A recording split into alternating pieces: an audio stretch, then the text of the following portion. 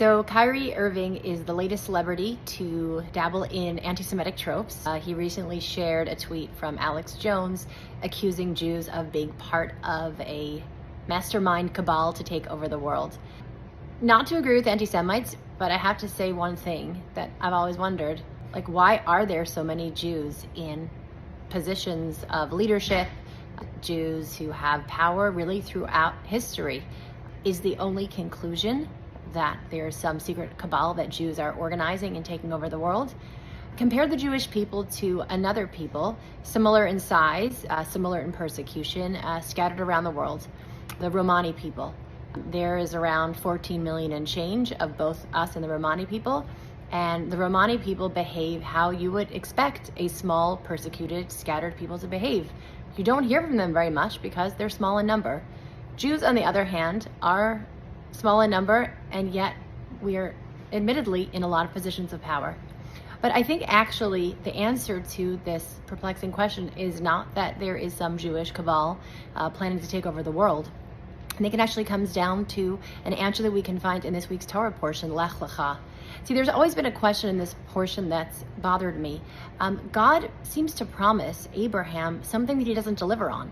He says, I will bestow my blessing upon you and make your descendants as numerous as the stars of the heaven and the sands on the seashore, and your descendants shall seize the gates of their foes.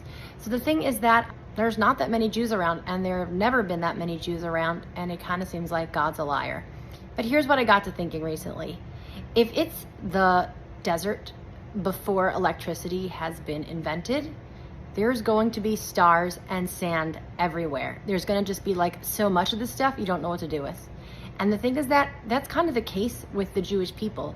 We're kind of everywhere. You open up a newspaper, we're usually on the front cover. People are talking about Israel more than they should. Look at inventions, look at awards. And honestly, also, sometimes crime. Sadly, crime also overrepresented. I think the blessing that Abraham receives from God is that Jews will be everywhere. And what makes it a miracle is that it's despite our small number, Jews are everywhere. And so this is what I want to say about this. This isn't automatically mean that we're better than other people. It's a responsibility, because you could be everywhere for your crimes, and those things are shameful. And for our people, we can't use whatever blessing we have to do ill will. Most Jews, thankfully, do very good things, but if we're going to do something bad, we're going to be highlighted for it. If we're going to do something good, we will also be highlighted for it.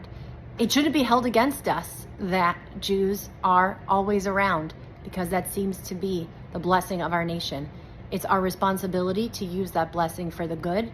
And please, for the non-Jews out there, understand there is no secret Jewish cabal.